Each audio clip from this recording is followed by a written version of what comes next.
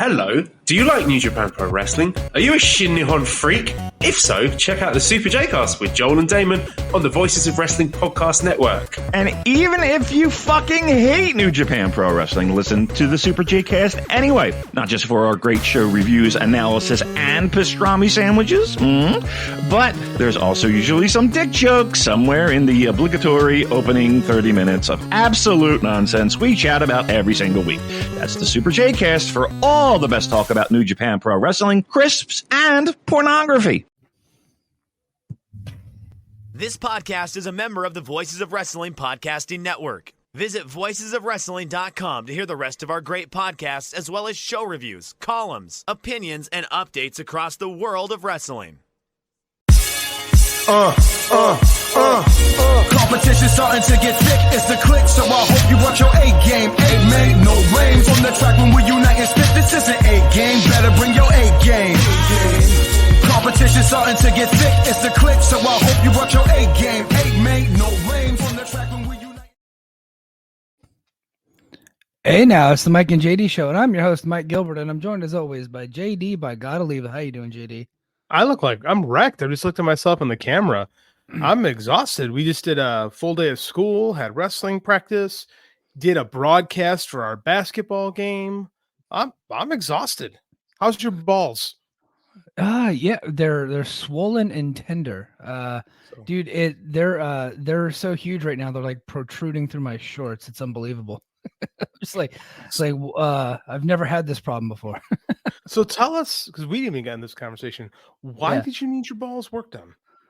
I had a vein in my balls, like it was a varicose vein, and I guess it was like blocking my boys a little bit, and so because I'm 40 now, I'm getting checked out for testosterone, getting checked out for all kinds of stuff, and then I went to the urologist. And got checked out there, and pulled my pants down. She checked my balls and said, "Yep, we got a varicose vein here. It's probably causing you some issues. I can real quick. I can go in there 45 minutes. I can fix that thing." And so I was like, "Okay." So we made the appointment. And my appointment was yesterday, and I get in there, and I had a meeting with the anesthesiologist, and they said, "You're going to do general anesthesia." Now I don't know why I thought this when they said it at first. I thought that was going to be a local anesthetic. I thought that they were just going to, give me like a numbing shot, and then go do the deal. In my head, it was kind of like a similar procedure to a vasectomy, just the opposite, right?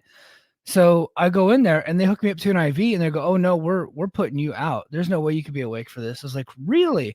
They go, "Yeah, nobody told you that?" And I was like, "No, can I talk to my doctor?" And my doctor comes in. She goes, "Well, Mike, I told you that it was general anesthesia." I was like, "I thought that meant I was getting a shot, not going under." She goes, "No, we have to put you under. Like we're gonna cut into your groin and stick a tube down in there and go through into your ball sack and fix your vein." I was like, and then we have to have like a camera, like some type of camera thing, a scope or whatever. And I was like, "Oh my gosh!" So they and I was like, "Well, what are you guys giving me?" They go, "Oh, fentanyl." I'm like, "Oh, the thing that's killing everybody." Okay. So yeah, they gave me that, and they gave me some gas, and then I woke up, and I think they gave me an extra heaping dose of it because I was in quite a bit of pain when I woke up. But I'm doing fine now, except for like the swelling is just out of this world. So I have to I'm taking a break from ice in my ball sack to do this podcast. I can't bitch about being tired. Yeah, I've literally been in my recliner all day with ice on my balls. My balls are fine. So I gotta just move on with the show. I'm sleepy. Yeah. Well, if you guys are wondering, I think my my sperm will be swimming like Michael Phelps here pretty soon with his new surgery. So probably another little Gilbert running around here pretty soon. I think that's the idea. I think that's the idea. Yeah.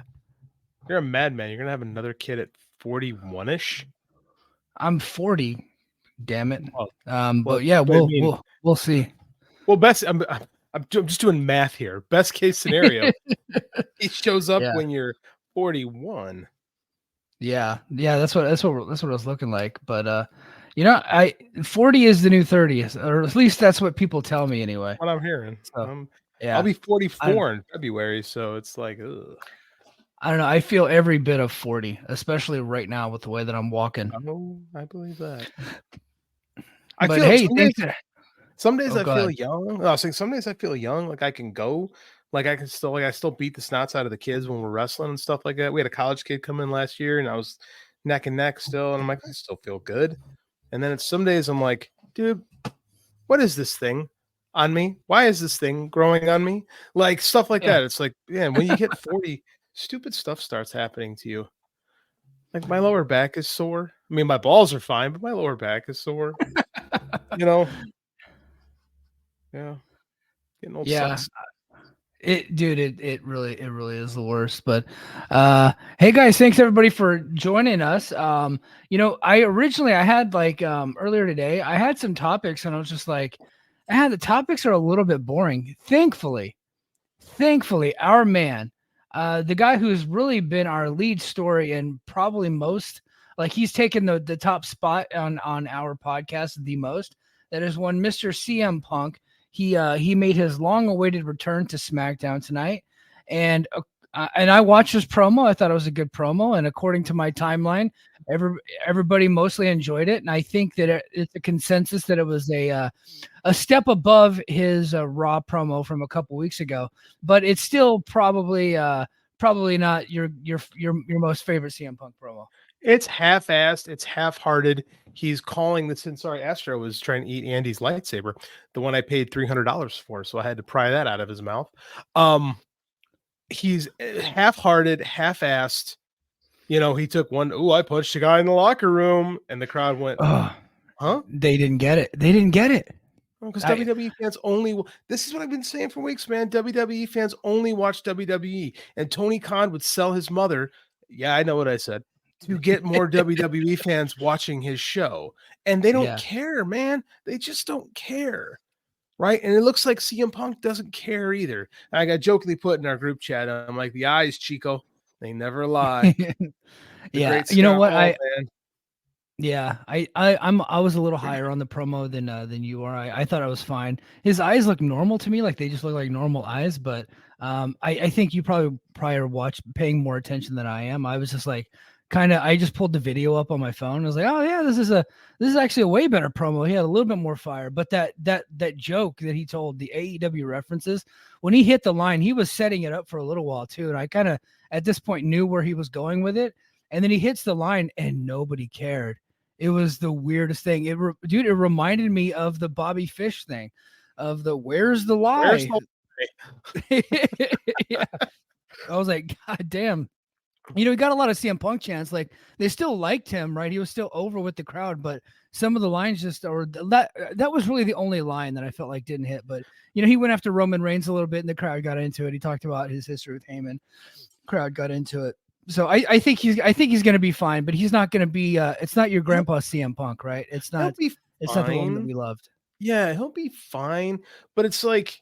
The fire, I joke. I also say, you know, this fire does not burn or no longer burns. Like he just seems like a guy there, right? Like he's over, but I mean, like, I don't even think he's as over as LA Knight. I don't know. I wouldn't go that far. I don't know. He seemed to get. He was getting a ton of chants, and then every time they did a backstage segment, because they all like you don't have to watch SmackDown, by the way. You can just scroll through the timeline, and everything is clipped for Twitter. Yeah. So that's what I did. Every time he appeared on screen, and even he appeared on screen with Randy Orton and Eli, I almost calling him Eli Drake, but LA Knight. And Randy Orton looks like the hugest man in the world standing next to both those guys. I always thought LA Knight was a really big guy. He is like a cruiserweight standing next to Orton. Orton's huge, man. But I felt like, you know, like as soon as they panned over to Punk in that shot, you know, they always do they have their close up of Orton, and then they pan over to LA Knight, and then here comes CM Punk into the screen. CM Punk got the biggest pop of them all, right? Like he's still a big star. He's a big star, no doubt. But Randy Orton is also the size of like a WWE, like a WWF wrestler. Yeah. He's probably doing some of the same stuff that they were too. So yeah. I don't think that the wellness policy applies to guys Randy Orton's age at this point. Has the wellness policy ever applied to Randy Orton? Really? Well, he had those violations, but I think that he did so Yeah, much in the past that but it permanently jacked up his system. They were like, well, you kind of have to do it now. Like, there might be some. if you There might don't, be you're some not going truth to be to that. functioning. Yeah, Yeah. there might be some truth to that. But he's bigger than he's ever been right now. Yeah. He's Yeah. absolutely enormous. Like It it's reminded me of when Triple H came back from his quad tear back in the day. Yeah, that's a pretty good comparison. Except Triple H wasn't 44. You know, like he's old, but he looks amazing. Like because remember we had like mid 2000s Randy Orton was like when he was failing those wellness policies, he was juiced out, but I don't think he was this jacked. Like he looks like the slim Orton that we've known for a long time, but like huge. Like yeah. it's crazy. Yeah, Joe says they had to change their weed policy because they had to suspend Orton so many times. Yeah. Man likes his weed. Yeah. And good for him. Good for him. Whatever it takes to get by. But man, so speaking of WWE, my original top story, and I thought this was something interesting because I felt like, we had some conversations with some of our friends in the media. We were, is it possible? Is it not possible? But Okada going to WWE seems to really be picking up. And did you get a chance to read the Observer today at all? I did. Yeah, and so last week Dave brought up that WWE was, interested in Okada. Kind of a line that he just threw out there because he's always interested. And then Sap runs a story about it, and then Dave says, well, they're always interested, and everybody's contract is up, after January of February 1st, 2024, same as Will Ospreay, right? Well, it just seemed like they're even more interested than ever before, and they're making a big push. And it looks like Okada might also be interested in going there, and would be the first time that there's ever been expressed interest. I don't know if they're as interested so much as Okada is interested. Like, and it seems like he's just interested in an American company now too, because the talk is he's interested in the other place as well. So, there's a lot of factors I think to take into consideration here. I think what's happening is he saw what Will Ospreay is getting to go to AEW and says, work circles around him. Where's my money? Right. I know people like to get all geeked up about this stuff, but I don't think this is a done deal by any stretch of the imagination to either company, quite frankly. Yeah. I think he's trying to leverage New Japan for more money, which is what Ospreay did. Ospreay pretty much told you, right? Oh, I was going to AEW the whole time. I got the tattoo. But he hired Barry Bloom to leverage Tony Khan out of as much money as possible. I think that Okada is trying to leverage Bushi Road. His wife's a major star over there. Like she does voiceover work. She's an actress. She's got her own career. They have young kids. Uprooting them and moving them to a different country with a completely different culture is a big change. I know we can say, well, Nakamura did it. I mean, they're different guys. Nakamura was part of the Three Musketeers, with Okada and Tanahashi. It's different with Okada. Okada is the guy. And Dave put this in the Observer too. It's interesting. No lead Japanese stars ever left for the US. Like Muda had a big run in WCW, but he, that was an excursion basically, right? He came back as the Great Muda and was a main eventer when he returned. He didn't leave a main eventer. This would be the only guys who are done closest is Nakamura. Coincidentally, he's getting a push now. Yeah. I don't know if I'm a betting man. What? Yeah. Well, I was just saying when Nakamura came, he was 36, right? So similar, but Nakamura was a top guy for New Japan, but he was it was like Okada, Tanahashi, and then Nakamura number 3, and the Naito was on the up and coming when Nakamura came over. So he was like number 3 of 3, right? So he wasn't like the exact top guy. There were 2 guys ahead of him whenever he left. So I just want to put that into context because people will say, oh, well, Nakamura came over. Well, Nakamura was in a little bit of a different spot. Yeah. Nakamura was the Intercontinental champ, and the Intercontinental champ, it wasn't interchangeable with the IWGP title. It was like a 1A title. It's definitely treated higher than either the TNT or the Intercontinental and WWE belt is. Like people say, well, Gunther. I mean, Gunther's having a great run. Don't get me wrong, but Nakamura was selling out shows on his own. Like Nakamura is Shinsuke Nakamura. Like, it was a big. I remember in 2016 when he signed with WWE. It was him and AJ and the Money Grubbin brothers. Like, it was a big, massive deal. And Okada leaving would be an even bigger deal. I just don't know if it's going to happen. Like, I think he's just leveraging Bushiroad. That's what I feel. I don't see him leaving either. Because of all the reasons that you had stated. And the least important reason is that he's the top guy in New Japan. Top guys don't leave New Japan. I think of the reasons you stated, I think that's the least important. I think the most important is he's got a family with young kids, and his wife has a whole career. Could AEW sign him? I think that he could. They could. I don't see that either. I think he's just going to end up staying with New Japan, and then maybe he'll take some more U.S. dates and try to get some more big money dates in the U.S. And maybe that's something that they do, where, like, Tony Khan is able to hook him up. But it's kind of what I was thinking. Maybe they can leverage Tony, be like, "Hey man, we'll give you guys X amount of dates on Okada if you could help us keep him here." And I think I think that Tony Khan signing Kazuchika Okada would be a mistake. I think the moment he's signed, he becomes less special. Like, what makes Okada cool here is the fact that he comes and goes, right? And we don't have enough of that in wrestling. We don't have enough of attractions. The term attraction gets thrown around. Andre the Giant in the territory days was an attraction because he would come into the territory for a big reason, do his business, and then go somewhere else, everywhere. There's not enough guys like that in pro wrestling anymore. I don't think there's many really.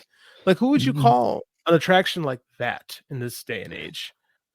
I mean, the closest thing is Lesnar, right? Like, but he doesn't go to territory to territory. He just comes in and out of WWE. But like, that would be the closest. I think Matt Cardona's trying to do that on the Indies. I think Suzuki probably came the closest. Yeah, Suzuki, but it's not a way lower. It's not a lower scale. Like, because Suzuki's not coming into New Japan and popping the territory and then going to All Japan and popping the territory. Like, Suzuki's coming in, he's awesome, he's having cool matches, but he's not like a super special attraction that people are coming out to see. In the US, he is, right? But not like me. Like, he's not main eventing AEW, but when he comes into like a GCW, he sells tickets. Like, well, I think he did a couple years ago. I think he did more. Not now. I think he came way too often. like I agree with that about now, right? Because we don't have territories anymore. Like, we don't have places where people can stay fresh. I think Randy Orton's biggest achievement is being able to stay over for basically being in the spotlight for 20 years nonstop. Yeah, that's impressive. That's impressive. Like, that's probably the biggest notch of his career, I think. It's all hard, man. It's hard to get over the first time around, let alone staying consistently over. That's kudos to him on that. But I mean, like, I think that it behooves AEW to make sure Kazuchika Okada stays the guy in Japan, because then you have a draw for your shows when you do your Wrestle Dreams and Forbidden Doors and the whatnot. Yeah. Something else we didn't talk about. Is the dollar versus the yen right now. The yen is in the shitter. Like, I got some good. Dude, I got some friends living in Japan that are not happy. So, I believe that. Yeah, actually, no, I would say it's the opposite. So, like, I have some friends that live there, and they live off base, and because the yen is down, like, they're trying to charge them more money, but the American dollar is up, so they're trying to, so it's they're making up for it because the American dollar is up, and now they're trying to cut the cost of living allowance that my friends are getting over there. They just cut our cost of living allowance here, the government, even though everything in Hawaii is up right now, but because in Japan it's down. We're part of this whole system called the Pacific Air Forces. It's a whole bureaucratic thing. Anyway, I'm feeling the effects of the yen being down, believe it or not. I believe it's weird. There's so much like, I don't know for it. There's so much fluidity between Japan and Hawaii, right? I don't know if mainland Americans realize that, because it's a stopover, right? It's halfway, basically, between Japan and America, which is why World War II and all. So, like, it's a good spot. So, I mean, it's a good spot to see. You'll see a ton of Japanese people in Hawaii. So you'll see a ton of, like, mainland American people. So, I mean, like, it does not surprise me that the economies are so intertwined over there. Basically, I just mean we're interconnected militarily. I think it's more than that, though. I think there is some. I think you do. I think it goes beyond the militarily stuff. I think it's actually more embedded in the national or the regional economy there, I should say. Yeah. So basically, Bushiroad got a pony up for Okada because you don't want that. They do, and as much as I like their new Three Musketeers, they're not ready to replace Okada yet. They're just not. Maybe one day, like Yoda Tsuji, I think we can all agree is, pretty insane. Ren Narita's fantastic. Shota Umino is fantastic, and my guy, Impact legend Yuya Uemura, on the up and coming. There, he's not a part of that Three Amigos thing, but or the Three Musketeer Three Amigos. I much prefer calling them the Three Amigos to differentiate them. That's way funnier. Yeah, I think the Three Amigos would be way better now that I think about it. Way better. That's a guilty pleasure movie of mine. I actually like the Three Amigos. I think it's funny. That is not a guilty pleasure of mine at all. I'm fucking proud that I love that movie. That movie is tremendous. It is the stupidest movie, but every time it comes on, I have to sit there and watch it. It's so good. It's. Dude, I know Chevy Chase just kind of farts his way through it because he never took anything seriously. But Martin Short and Steve Martin, Jesus Christ, it's late night. Are so good in that movie and are so damn funny. Hey, I got a movie for you. Yeah. I saw a movie this weekend that shocked me at how good it was. Oh, tell me. I know what you're talking about, but go ahead and tell the people because I want to go see it. Godzilla -1. I'm looking forward to it. Dude, so my kid loves Godzilla. You and a lot of people have been telling me the same thing. So all right, so here's the deal. My kid loves Godzilla. Loves him. And so did I as a kid. Big monster destroying Tokyo. What's not to love? And I always joke that the worst part of the Godzilla movies are the damn human scenes, because who cares what these humans have to think? I just want to watch monsters destroying shit, right? So I brought this into that movie. I said, we'll go see it. We had to review it for Superhero Speak. So I'm like, all right, I'll go watch this movie. It should be fun. Mike, they put a real movie together. This is the story. This is the story of a failed kamikaze pilot. When I say failed, I mean this guy lands on Edo Island and is like, oh, my plane doesn't work. And they're like, your plane is fine. No, it's not fine. Something's wrong with it. And these mechanics are trying to work on the plane, and oh shit, there's Godzilla on this island. But Godzilla is only like 3 stories tall or 2 stories tall. He's not big. He's big enough to fuck a lot of shit up, but he's not like enormous, right? And the guy gets in the plane to gun down Godzilla. He doesn't think it's going to work, and he can't pull the trigger. Right. So then he's like shamed publicly because Godzilla kills a bunch of mechanics. Right. And then he goes back to Tokyo. Right. And everything is destroyed. Everything's burnt out. Like his parents are dead. Everyone's dead. And he just feels like he's miserable. And he meets this girl and her daughter and he falls in love, but he can't like give himself to this girl because he's still fighting the war in his head, man. And like he gets a job detonating mines, U.S. and Japanese mines in the water, and they got to go in a boat, in a wooden boat, because they're magnetic mines. And while they're there, what do they see? Fucking Godzilla again, but this time he's been mutated by the Bikini Island tests, and he's enormous. So like, we got to stop him. And they put a mine in his mouth and explode. JD, you're not going to spoil the whole thing, are you? Because I'm going to spoil the whole fucking movie. I don't want us to get a bunch of hate comments on.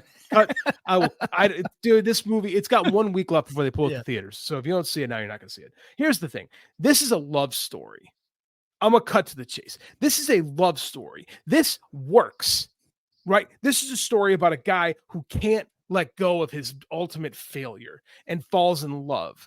And like, then his wife, something bad happens, and then he's got to be a kamikaze again. And it's this innately Japanese film of how the samurai culture is constantly at war with the idea of trying to live. And that's the whole idea of the movie is, do we embrace the Bushido, the seppuku method, or do we try to start anew and live again? Set against the background of this monster destroying Tokyo. Yeah. It's Mike, it has no business being as good as it is. None. Well, it's my favorite movie of the year.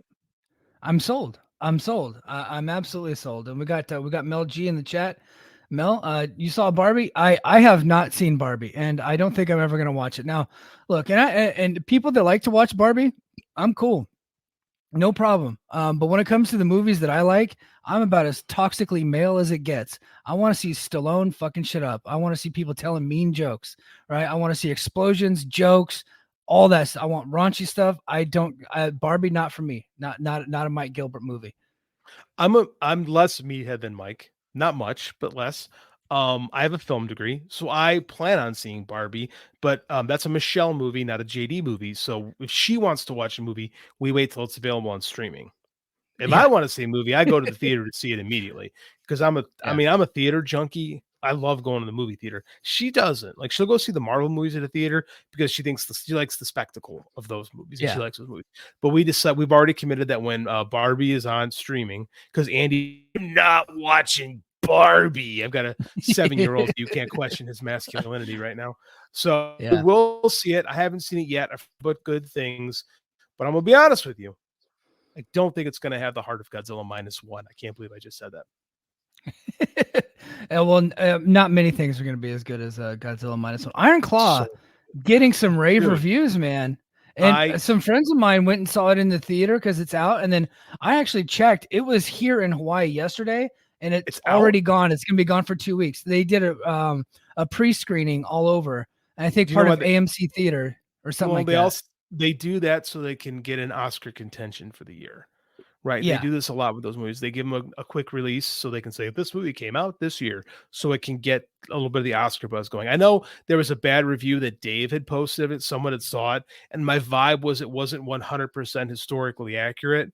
So then Dave kind of shit on it a little bit, and that became the narrative. But every like real film person that I've heard from is like, this is an amazing piece of film. And I am so excited to see the Iron Claw. Me too. And I got to give some advice to people that are hardcore wrestling fans that probably know that story pretty well, like you and I. Did you listen to the Laps fan cover it? It was so good. So in depth. They did the lamentable tragedy of World Class Championship Wrestling. I saw the Heroes of World Class documentary, saw the WWE documentary, saw the Vice documentary. I love this story, but when you go watch the movie, it's not going to be 100% accurate because they have to crunch it down to about a 2-hour time period, and then they got to sell it to Hollywood. And most of Hollywood does not care about the true story, right? So some of it is going to be Hollywoodized, and you got to just get over it. That's what happens with these movies. And some people just can't seem to wrap their brains around the fact this is a movie and not a documentary. You know what I mean? Well, okay. Most documentaries aren't.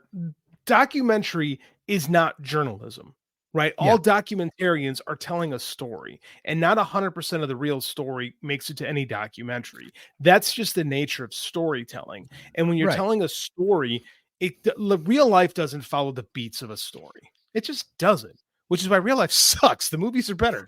So, I mean, like, it's not going to work that way. Yes, they cut Chris Von Erich because, let's be honest, Chris Von Erich didn't matter. It just won. It was just the icing on the tragedy cake. I mean, like, I honestly Fritz didn't even care about Chris Von Erich.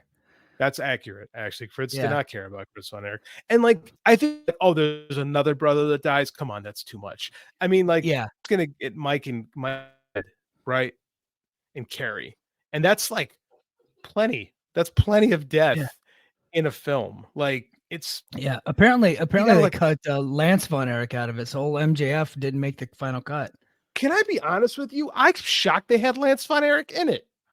I don't know why they would have had, because he was such an unimportant, like, nothing part of that story. Well, I got what they were trying to do, because they were trying to, they wanted to bring in a Lance, like a Von Erich cousin. It was supposed to be Waldo's son. It just didn't work, but it really doesn't have anything to do with the tragedy of the story. I think they brought him in, so they bring in Lance when Carrie loses the foot, right? I don't know, maybe some people, listeners, don't know that. Kerry Von Erich, when you saw Kerry Von Erich as the Texas Tornado in WWF in the early 90s, he didn't have a foot. Mm-hmm. Like, there's this famous angle, and I think it's with Colonel De Beers, and this is, I forget if it's it was pre-WWE.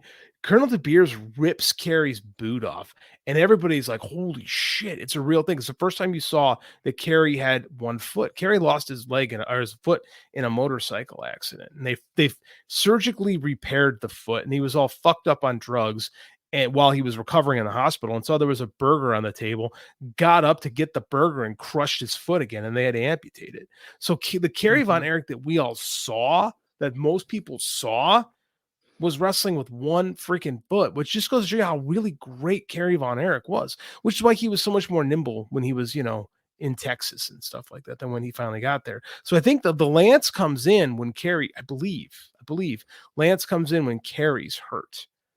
Yeah. Yeah. So I mean, they could, or either when Carrie's hurt or when they trotted out Mike, whose brain had almost basically been fried from toxic shock syndrome. God, this movie's going to be hard to watch. It is, man. It is. Transferring heat in the chat. Our boy, he says, accident happened in 1986. Yeah, I think that's right. It is right. Without actually going to look it up, I'm pretty sure that's right. That sounds about right. And I'm pretty sure that's when Lance comes in. It's 86. Yeah. Because at this point, the territory is on its ass. Like 83, there's not a hotter territory than WCCW. And we're going to watch that. Mike and I are going to do a watch on Christmas Star Wars from 83. It's going to be awesome. 84, they're still pretty hot. After that, it starts to slip. Well, so David dies in 84, right? 84. But Kerry wins the world title, but then he gives it right back. And then Kerry starts slipping. Right. And then he ends up, and then like it was just tragedy after tragedy, because it wasn't just the Von Erich brothers dying. Like Gino Hernandez died, and like other guys in the territory died. So if you guys have not watched the Heroes of World Class, that's out there. I think you can get it on Amazon. Really, really good documentary out there. But Gino's in the movie. Yeah. Well, I mean, you got to have Gino. I think. Yeah. I think.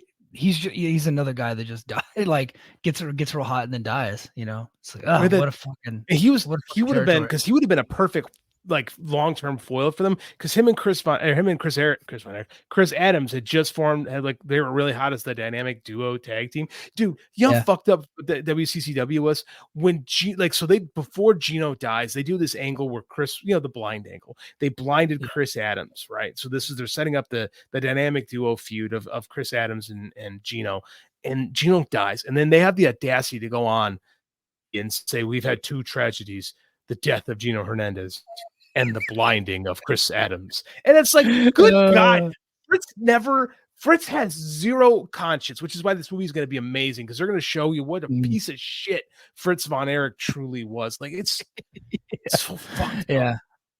God, I can't remember the guy's name, but the guy playing him, he's a really good actor. I saw him in he was in a boxing TV show that was on FX back in the day, but the guy's really, really good. He's good. Speaking of the Von Erichs, speaking of the Von Erichs, they're going to be in AEW this coming up Tuesday. I think you called it right here on the show that the Von Erichs would be in around Christmas time. And sure enough, their winter's coming. It's in Dallas, and we got Kevin and Marshall and Ross coming in, man. Probably a one-night only deal, though, huh? Mike, if you were struggling to sell tickets, like AEW is struggling to sell tickets, and you run the Texas market as frequently as AEW runs the Texas markets, you'd think that maybe they would hype this a little bit. You would think that maybe they'd show the Iron Claw trailer during. You would think that they would have Max talking about, he's on the show fucking 10 other times talking about nothingness. You think you talk about the movie he's credited as an executive producer on. You'd think you do one of your awesome hype packages that you just fired the guy who makes all those. You'd think you try to get people excited, even if, here's the big secret, Ross and Marshall really aren't that great, but they have a presence, they have an aura. You'd think you'd want to hype this to like make sure people watch, make sure people buy tickets, but in classic AEW fashion, you throw a graphic and say, next week, the Von Erichs. Don't you dare miss it. Exactly. You know what? They really are underselling it, and I think that might get reflected in the ticket sales. I think they're probably not hyping it because this is only going to be a one-time deal. I don't think they're interested in bringing in the Von Erichs. Yeah, I mean, they should have did what they did with Mystico, right? They should have called up Court Bauer, got some footage. Like TNA's got a little bit of footage on these guys where they were in Texas. Noah does. Kevin doing the claw. Yeah, Noah does. So there's footage out there they could get. They should hype the shit out of it, and and give them a couple of jobbers to beat up, and then send the crowd home happy. Let Kevin do the claw. The movie's an A24 movie, so it's not even a big studio thing. So I mean, you can easily get A24 to give you some stuff and go, hey, you're gonna promote our movie, great. It's a low budget film. Like, just this company is so stupid about it's like I feel like we have this conversation all the time, and they're going to do some BOGOs. They're going to put 4,000 in the billing, people, and they're going to be like, "Oh wow, what a great job, AEW, selling tickets again!" Like they trip over dollars to pick up dimes constantly. Like, Tony Khan has completely lost sight of how to hype these shows. A24 just signed a deal with WWE for streaming rights. So it's right. No, thanks, Joe. It's right I there. had no idea about that. Like, that's even worse. Get the fucking trailer on your show. Hype this. Get people to see the movie. It's a goddamn wrestling movie that your world champion is in and is an executive producer of. What are we doing? Why is this so difficult? I don't understand. Max has got to be in 18 fucking segments a show, but you can't hype the one thing that's interesting right now. We got to have Roddy Strong screaming at him and all that dumb shit. God, I hate that company. He's moved to shouting Renee now. Roddy Strong. At least it's different. Yeah. Say a little bit of positivity about AEW, I thought, or people are saying that Daniel Garcia and Bryan Danielson had a great match. So. Oh, wow. When you let good wrestlers have good matches, that happens. Maybe we got to put Sky Blue in another match. She's only worked once this week. Isn't Sky Blue in Final Battle coming up against Athena? Isn't that what they went with? Or who's facing Athena? Billy Starks. The actual good young wrestler they have. She's actually good. Billy Starks actually is pretty good. Like, Sky Blue is she's fucking terrible. Like, she is absolutely terrible. And I get she's great looking. I get why they have her on TV, but she's had more matches than anybody else in AEW this year. Why? Yeah. Why? I don't know. I don't get it, man. I typically skip those segments, to be honest with you. Got some more notes here. Dude, this is pretty cool. Speaking of hell freezing over, and we already talked about Okada and the possibility of him going to WWE, one American company is bringing him into their promotion. Sunday night, January 14th, Las Vegas, Nevada, the Pearl at the Palms. Night after Hard to Kill, TNA presents Snake Eyes, TNA Impact televised event. Okada coming to TNA, man. After years of being abused by TNA and the Vince Russo, Hulk Hogan, Eric Bischoff regime calling him Okada, kind of tanking his excursion. He went to New Japan hating TNA for life, and then here he is coming back. Time and money heals all wounds. Time and money, especially when you got a guy who wants some money, heals all wounds. Here's the question. Do you have Okada do anything with the Okado gimmick? Like, do you have him throw it on the mask? Like, if he could cut a promo, he'd make fun of it. But I mean, I'm sure he would in Japanese, but not in America. And it would be lost to the English audience. I mean, do you have any reference to the Okado thing if you're TNA? I think part of what TNA is currently doing, and a big part of their new appeal, is nostalgia. I think you got to make at least a joke about it, have a heel kind of you know what I mean? Like, I got it. Swinger. Yeah. I mean, it's right there, right? Mm-hmm. Yeah. You got to do something with it. Swinger comes out in the Okado and then eats a Rainmaker. Yes. If Zicky was still with the company, that would be him all over. But now it's got to be Swinger. Yeah. Any chance we get Okada versus Josh Alexander? Maybe. At the same taping, Will Ospreay is also going to be at that taping, and there were rumors of an Ospreay Alexander rematch coming up. So maybe we get Ospreay Alexander, but I'd like to see Okada Alexander. Okada and Alexander were in the same ring for the first time here recently when Josh and the Motor City Machine Guns went to Japan to challenge for the trios championships there. So I think we could get something like that. Josh has been losing a lot more. I think they're trying to, build other guys. And so Josh has been doing some jobs lately, and then I'm sure they'll build him back up eventually. But maybe we get Alexander, maybe we get Okada versus Dolph Ziggler. Who knows? Who knows is coming up in TNA? Well, Dolph Ziggler's retiring for 6 to 12 months is what he told everybody. So, far be it from a professional wrestler to lie. You know what the best version of Okada is? I was watching some stuff from the World Tag League. Him and my favorite feud in wrestling is Okada and Kiyomiya. Because Kiyomiya, Kaito Kiyomiya just brings out this side of Okada that's just the nastiest little fucking dickhead. Like, he's so little brothers Kiyomiya every chance he gets, and he beats his ass and treats him like a turd, kind of like New Japan treats Noah in general sometimes. It entertains the hell out of me. It's my favorite version of Okada. Is just how nasty he is in those. Yeah, Okada just being a dick to people just tickles me. It rules. Transfer Heat says TNA ticket sales not very good so far. So the TV tapings were at 280 last we checked. So hopefully Okada and Will Ospreay will help that out.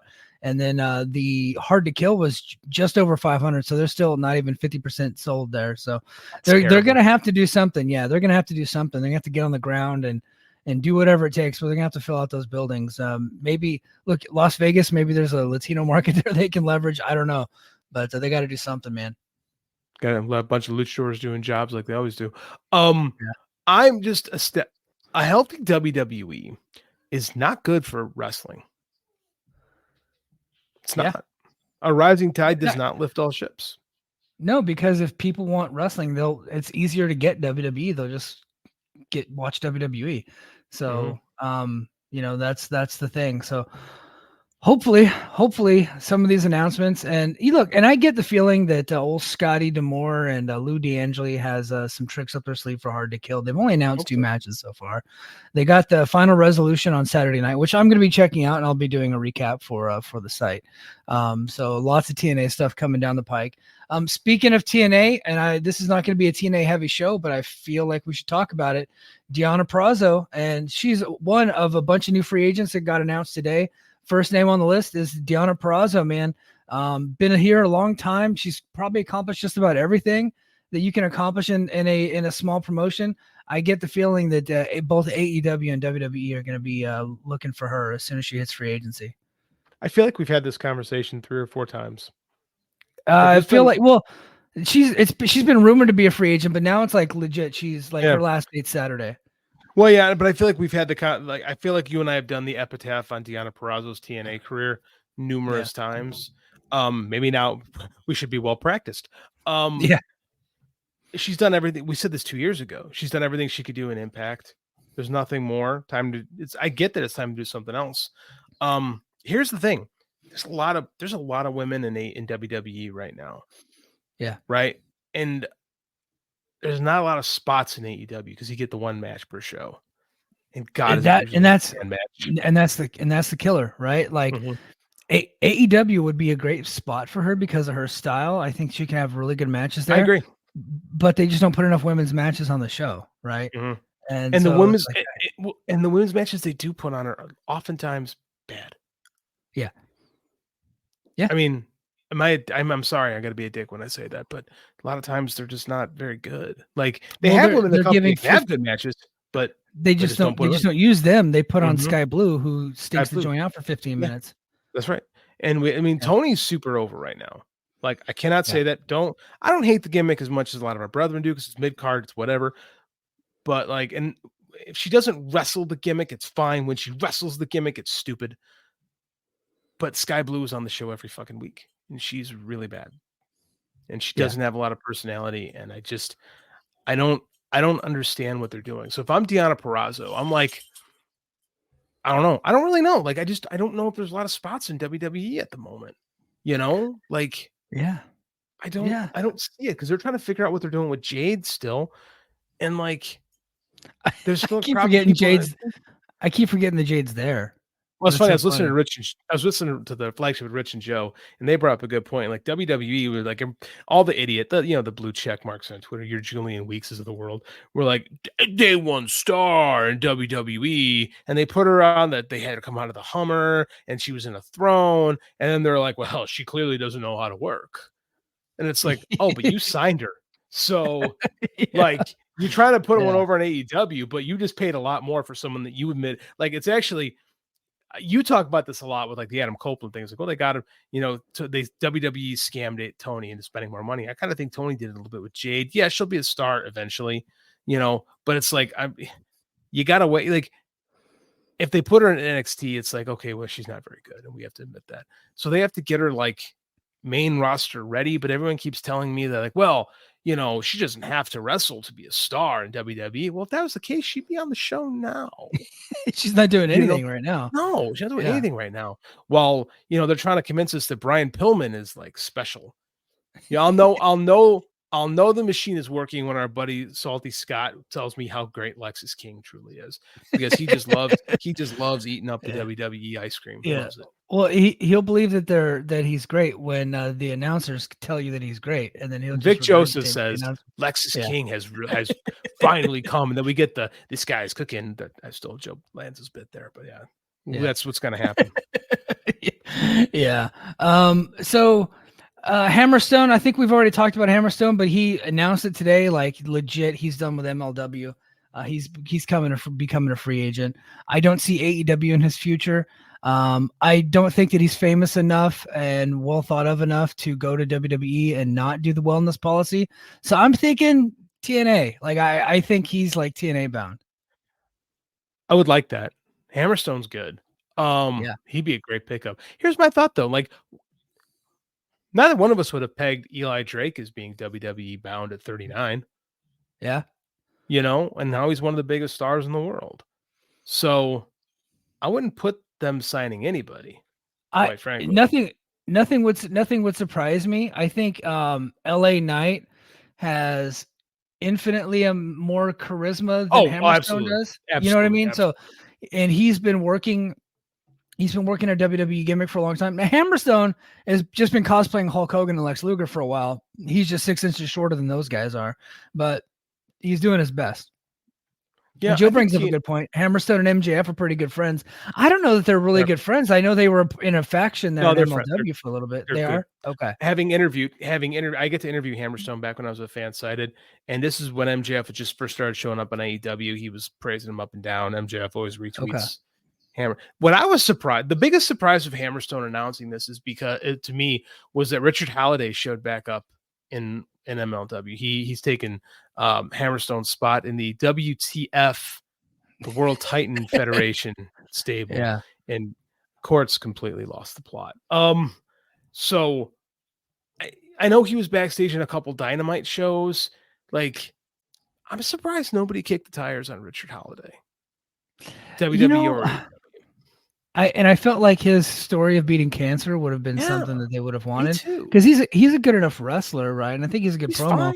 He's probably a guy that you would have as a manager, eventually, like a manager that can take some bumps. You know what I mean? Yeah. That is true. He is pretty tall for a manager, but I still think that could have worked. But he's got some charisma. He's got like a little shit heel, kind of a Bobby Davis type manager type of gimmick. You know what I mean? So he does the AirPods. I think that's pretty funny. But the problem with Holiday in AEW, I always thought would be like, he's so much like MJF, but the MJF character is completely different now. Well, not completely different, but different enough now that maybe I don't know, man. I could see. Well, let's be honest. If Max tells Tony to sign Hammerstone, he's getting signed. Yeah, but I don't know if that's a good move for him. I'd rather see him in TNA. Yeah, I think so. Because I feel like, Dave had it in the Observer today that AEW has 142 wrestlers under contract. If they were to hire me to be an executive to run that promotion, the first thing I would do is get rid of about 45. I'd probably shit can about 45 of them, keep my top 100, and then everybody else can just be brought in on certain dates, just like to supplement TV shows. But I'd cut like 45 of them. Sorry guys. Nobody's producing at a high enough level to be under contract to have that many people under contract. It's ridiculous. It's not like when Dynamite was only a 2-hour show. They have 5 hours of TV. And I feel like you could be better utilizing that roster, but maybe you can't. I mean, like 142 people to have under contract is a lot. And some of them, like a Megan Bain, who's in Stardom right now, I think you keep her under contract. She's not producing for you right now, but she's on excursion getting better. Yeah. So you keep her. But Matt Hardy and Jeff Hardy are bitching about their push right now. And Jeff Hardy almost killed somebody. So, I'd say bye-bye to the Hardy brothers. And you know who else I'd say bye-bye to? Is Andrade. This guy. Yeah, transition. That was on my list. He is talking about becoming a free agent. At least it got leaked to the Observer that he thinks he's going to be a free agent soon. Some people think maybe over the summer. Some people think even sooner than that. He's just a guy that's never been happy there. He's just got to go, right? Did you see the CMLL results from tonight? Andrade is doing a run with CMLL again. I'm not sure if he's La Sombra again there, but he's coming back to CMLL for a brief time. Dave said it could be something permanent. It could be a stop off if he goes back to WWE. Here's the problem with Andrade is I don't think he's going to get pushed in WWE either, because you got the younger, better version of him in Santos Escobar. Yeah, and I think it would be he would be right where he was when he left WWE before, which is not doing much, right? So I don't know that he's going to be better off in WWE. He was just a guy that, if he would have just probably had a better attitude in AEW, they might have pushed him more. But he had that issue with Sammy Guevara where he slapped him and and he did it on purpose to get fired. Who among us has not wanted to slap Sammy Guevara at least 3 times? And I think everybody at least 3 times want to slap him. But yeah, he's just got a very slappable face. But totally slappable face. I'm sure his newborn has slapped him in the face at least 6 times by now. Yeah, but I don't know. But Andrade, Joe says Andrade's 5 years younger than Santos. I stand corrected, sir. Joe's one of those. He's one of those dickheads that looks stuff up and like fact checks us. Which is I stand corrected. But I guess transferring heat makes a good point that Santos also can speak English, and he cuts really good promos in English. Santos does. But he also says Triple H did push Andrade. He pushed him in NXT. Everyone gets pushed in NXT, but everyone gets pushed in NXT, right? The problem with everybody getting pushed in NXT is everybody goes to the main roster, and you can't push everybody that gets a push in NXT. It doesn't work that way. They get pushed and then they get brought up to the main roster, and so the next crop gets pushed in NXT to get to the main roster. But when you get to the main roster, you're not pushing anybody off the top. Those people are staying. Correct. Right? Those people ain't moving. So you're not going to get the same push that you had when you were on a smaller TV show, when you were in the developmental brand. That's just not going to happen because they have to push you eventually there. But once you get to the main roster, they don't have to because they already have their group of people that they're pushing. And here's the problem with Andrade. He's a malcontent. He's unhappy. Yeah. Maybe you have to push him to make Charlotte happy, but at the same time, I don't think he's got a lot of people there that love him. Because he got released the first time and nobody was like, oh man, we gotta get Manny back. He just seems like a dramatic. I think the guy dude. Yeah, and his buddy, old Buddy Murphy, was the guy, they were like friends or whatever, and they got released together, and then they both went to AEW. So he's not, other than Charlotte, he's not going back to a place that's kind of like begging to have him back. I don't think. No, despite the fact he did have a really good run in NXT, I loved his run there. Oh, it was fun. It was, he had good match. Everyone has good matches. Everyone who's good had good matches in the Triple H or in NXT. But tell me that great story or that great feud that he had. He didn't. Triple H just put matches together. He didn't do anything really. You know what I'm saying? He had good matches. But I mean, it wasn't like he had this epic story Johnny Gargano had or something like that, or Adam Cole. He was there for a little bit and he moved up. Yeah, he did. He did have a really good match with Gargano, but it wasn't an extended feud. But I think they got 5 stars at one of their matches, which is pretty difficult for WWE match to get 5. So. They're both great wrestlers. The problem with Andrade is he's a miserable human being. Yeah. You know who actually put in a bid for Andrade before he went to AEW and actually matched the per date deal was TNA. So I think that could be interesting if they're trying to make some moves. Maybe they try to go for him because they went for Ospreay and they lost out. They went for CM Punk and lost out. Maybe they try to go for Andrade because I think he would be a star there. He would be a guy that's immediately at the top if they were to pick him up. But is it worth it? The thing about TNA right now, they have a great. Yeah. They have a great locker room. Everybody's happy there. I don't know, they're happy with 200 people at their shows, but people are generally happy there. They've done a good job cultivating a good locker room. You put Manny Andrade there, he's a miserable person. He's like a punk. He's like Punk. Yeah. He makes everybody around him miserable, and he's going to expect the promotion to be booked around him, and you're going to get great matches. You're going to get great matches with Josh and Andrade. You get great matches with those guys. But Dave also said that Andrade's rate is stupid expensive. It's insanely expensive. He said that Triple H paid more for him than Kenny Omega. Which is mind-boggling. It is. But in Mexico, Andrade would be a bigger draw than Omega. In Mexico. Sombra, was it? I mean, Sombra was a good draw. I mean, I don't know. Is he really that big a draw in Mexico? I think, I don't. Okay, I can't. I'm not going to sit here and pretend like I know about Mexican wrestling and lucha libre, but I would just. I think it's a safe assumption that he would be more important to a Mexican company than Kenny Omega would be. Well, you would think so, but they put who did AAA keep with that mega title? They don't give a fuck about that title. But they didn't. They just put it on. They just try to put it on people. It's been on by Kingo for like a year and a half. So Yeah. we can say that about, I mean, like for a long time, I would agree with you, but that title has been on the best worker in the company for the last 2 years, basically. Yeah. So, but that's my point is like, if Andrade meant a lot to their business, wouldn't he be there more frequently? Oh, He's done, yeah. like, 2 shows. Yeah. Well, he apparently, he, not worth the money that he was asking. Clearly. He ain't Psycho Clown. Yeah. I know this bothers Nobody's American Psycho fans. Clown. Vikingo's But not even Psycho Clown. That guy That's is true. over Like like Kingo's not a- crazy. Yeah. No, for sure. But I mean, that's the thing though, is we assume all these guys go back and they're going to be huge draws.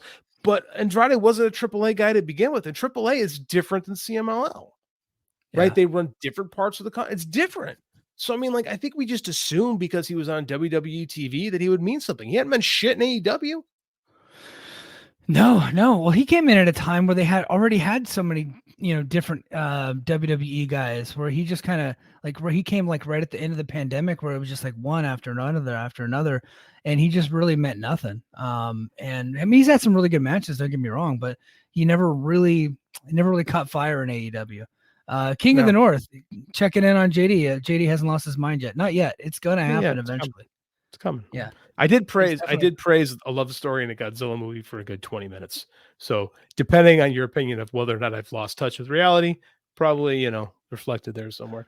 I don't think this CMLL thing will be interesting because CMLL is on fire this year. They've been drawing really good houses. Mystico still means something as a draw. Soberano Jr. is really getting hot as a heel right now. Like, they got Tessa something. Blanchard is over there killing it.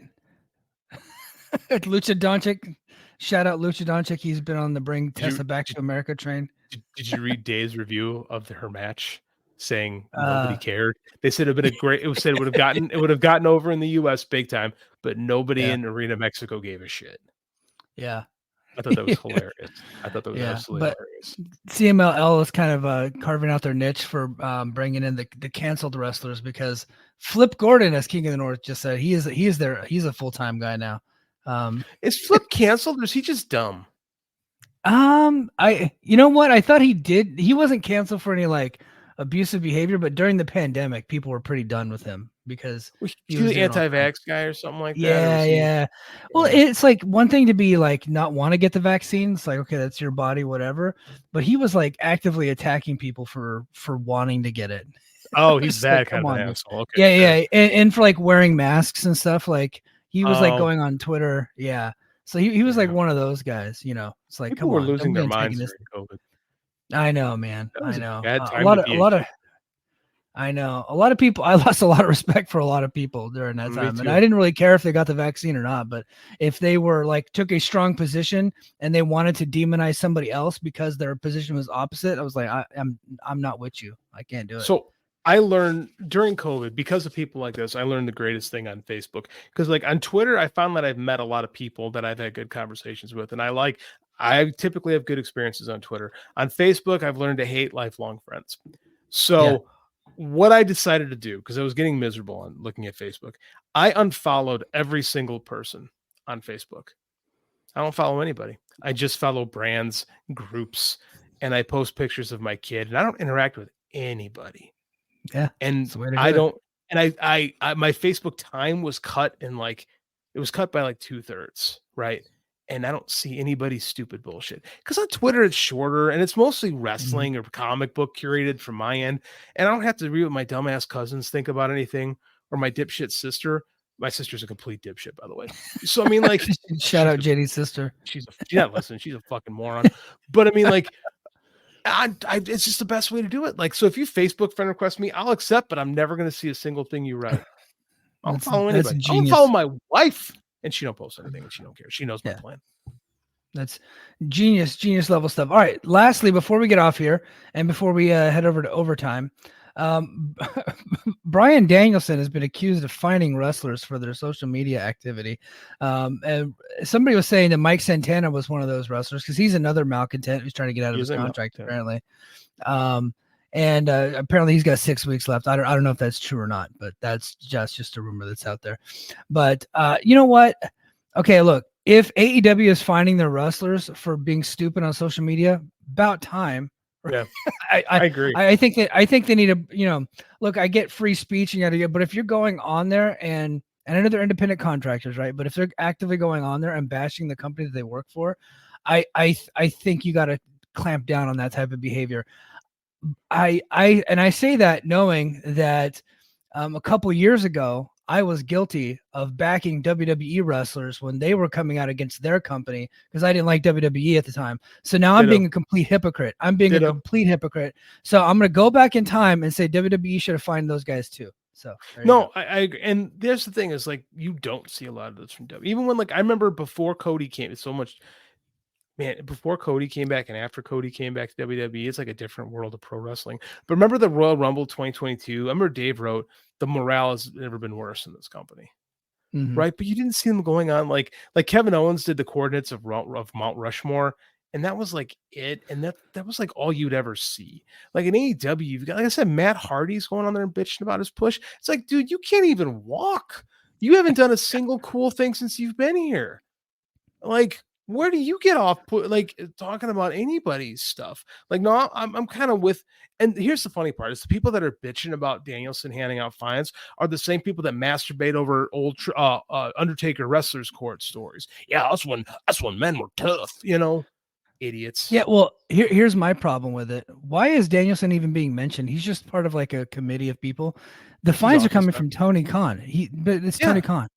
Put the blame on Khan. Don't put the blame, like Danielson's not the one like here's your fine, right? Like Bob Armstrong used to do in Smoky Mountain Wrestling, on TV. You've been fined $500. That's what he always tell fucking Bill Watts would do in real life. You're playing cards backstage. That's $400. So, that's my problem with it. And I think Khan needs to get out ahead of that, right? Because like one of his top stars is taking the blame and taking the heat for all this stuff. Khan needs to come out like, no, I'm the one. I consult with people. I get people's opinions. I'm finding these fucking idiots, right? I'm doing it. I fired CM Punk, not Danielson. Like I'm doing all of this. Stop coming out. He did. He went on television and said, I fired CM Punk. I don't know what more he could have done for that. I know, but then it came out afterwards, and now people are blaming Bryan Danielson. He just needs to make sure, like, to reiterate, like, I'm the only fucker that makes a decision around here. Nobody else makes any decisions but me. Here's what's funny is for years we said Tony's got to delegate more. Tony's got to delegate more. So Kevin Sullivan gets fired because Mastery's like, look, we're going to move in a different direction. And it's like, and people are like, why didn't Tony Khan do anything? And it's like, didn't you tell him to delegate? Like he's letting. That guy's in charge of TV, he should be in charge of TV. And Tony just signs off on it. Okay, that's what you want to do. Go do it. Like, that's how companies are run. Yeah. But decisions are made. Ultimate decisions, like especially with talent, comes from the boss, right? You don't want like another talent taking the heat for that. You be the one to take the heat for it. Yeah, but it's easier to give the heat to the guy than the boss, right? It's like Vince loved me. Is Pritchard hated me, and that's exactly, and he's putting himself in like a Vince type position, right? And that's kind of the way I see it.